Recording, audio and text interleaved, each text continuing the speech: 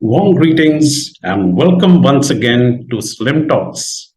As you know, Slim Talks is dedicated to developing excellence in strategy, leadership, innovation, and marketing for your businesses. Today, we will talk about a very important imperative in the process of strategy crafting and execution. What I'm referring to is basically being cognizant of the external environment to look at the forces that shape and impact the industry in which you operate so that one can truly understand the ease of doing business in that particular industry and the ability to take stock of the various factors which you can orchestrate around your strategy to create economic value. Yes, friends, the framework that we are going to discuss today is the very important strategic framework called Porter's Five Forces model. As you know, as per the Porter's Five Force model, there are five key factors. What you see first is rivalry among the existing competitors. You have threat of new entrants, the bargaining power of suppliers, bargaining power of buyers, and threat of substitute products. So one really needs to do a deep dive on all these five factors to understand the implications of these forces for the stability and the future profitability of the industry in which you operate, so that accordingly you can take stock of your strategic business plans and align your business plans by aligning your strengths to the external opportunities and threats. So let's look at each of these factors. The first factor that we will look at is basically rivalry among existing competitors.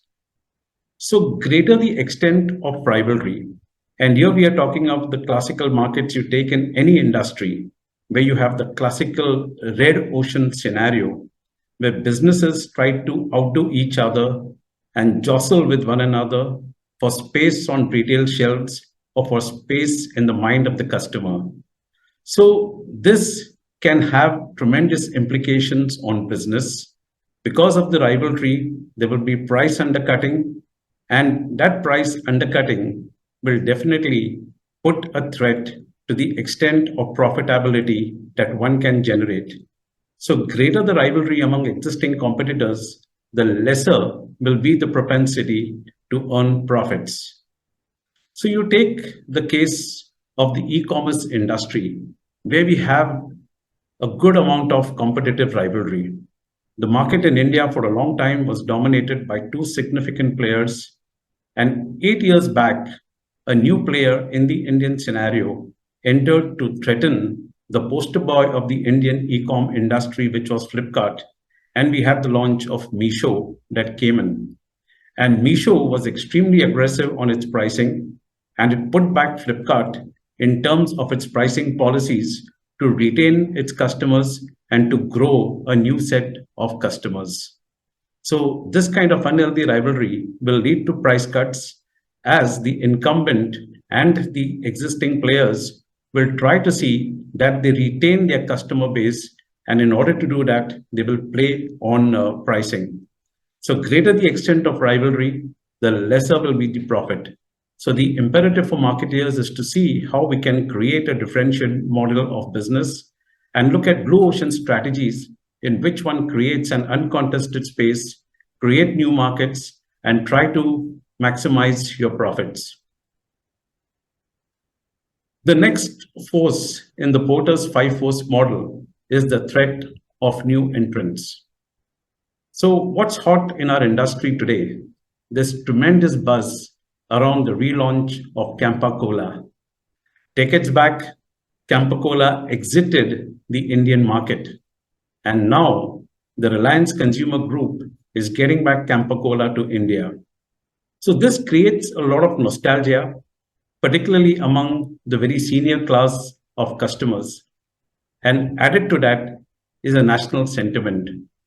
So where does that place Coca-Cola, who has for long been trying to protect its small bottle markets playing on prices, and maximizing its distribution reach. So Coca-Cola will have to really ensure that it staves off the threat of Campa Cola, which is going to be launched in multiple flavors.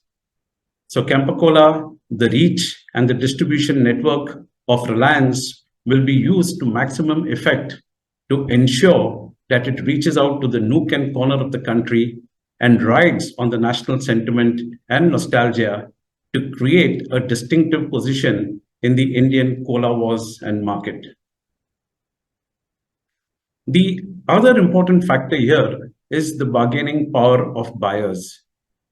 So when you have a large number of customers and the market shares are very fragmented, at that time, the balance of power is more in the hands of the buyers. Like you take the technology industry, the Apples of this world. And as you know, Apple competes with a number of players. They compete with Dell, with Lenovo, with Samsung, and in the cell phone market, smartphone markets, they compete with Xiaomi and Samsung all over again. So the cost of switching from an Apple to any other player is not too significant. And as a result of that, the bargaining power of the buyers is very high. So an Apple or the players in the market must see to it that they are competitively viable, that they have a high degree of competitive vitality. And the way Apple tries to manage it is by investing significantly in R&D to augment its product lines and make sure it keeps differentiating itself through R&D by launching newer products, like example, the AirPods and the Apple Watches. So by doing so, they ensure that they appeal to their customers and they are able to retain their presence and their loyalty in the market with their existing set of customers, as well as add on a new set of customers. So again, when the bargaining power of the buyers is very high, unless you are highly differentiated, the propensity to earn profits would be relatively lower. Then you have the bargaining power of suppliers. Now, this again is a very, very important factor. And today, in every industry, the market leader as well as the challengers, they depend on suppliers. Let us take the example of the airline industry. Now, the airline industry, the major components of its cost are basically the fuel, the aircraft, and the labor. Fuel is the most significant component of the cost that adds to the price what each traveler must pay. And as you know, the huge fluctuations in fuel prices as a result of the changing dynamics of the geopolitical situation. So with these changing dynamics, the prices keep increasing, and it puts a lot of pressure on the airlines to manage its cost and to manage its profitability. The next thing is basically the aircraft. Aircraft can be brought outright, purchase, or through wet lease. And here again, if you look at the suppliers, there are just two of them, Airbus and Boeing. Since there are only two suppliers, the balance of power is very much in the hands of the suppliers. And therefore, the pressure is on the airlines in terms of extracting the best deals from the suppliers, managing their cost structures, and make sure that they are able to navigate and ride through difficulties in the external environment to manage their profitability. So the bargaining power of suppliers in the airlines industry would be unfavorable for the airline industry and puts tremendous pressure on cost and profits. And finally, we have the threat of substitute products. Now, the threat here is not only in terms of the direct category which competes with you, but also in terms of an indirect category. Like take the case of airlines. The threat of substitute products out here is basically the bullet trains, the car hires, and very interestingly, what is on the anvil, which would make things quite difficult for the airlines industry, is the Hyperloop concept, which is being worked on by Elon Musk, SpaceX team, and the Virgin team of Richard Branson.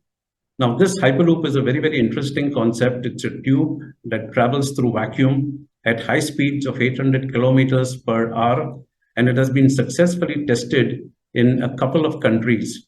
And once it has been successfully tested and commercialized, then the airlines need to take cognizance of it and try to see how it can stave off the threat from the Hyperloop and ensure that its customers or its loyal travelers do not shift over from their airlines to the Hyperloop.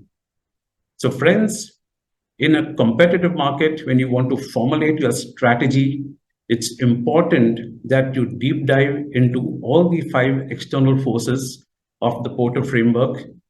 And through that, you're able to really understand what are the challenges in it for you and what are the imperatives in terms of leveraging your strengths and covering up your weaknesses or working on your weaknesses so that you're able to get the best out of the environment in which you operate, so that you're able to achieve your market shares, you're able to increase your customer base, and you're able to increase your profits.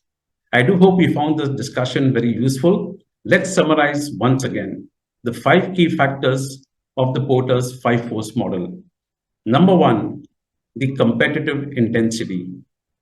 Second, threat of new entrants. Third, bargaining power of buyers.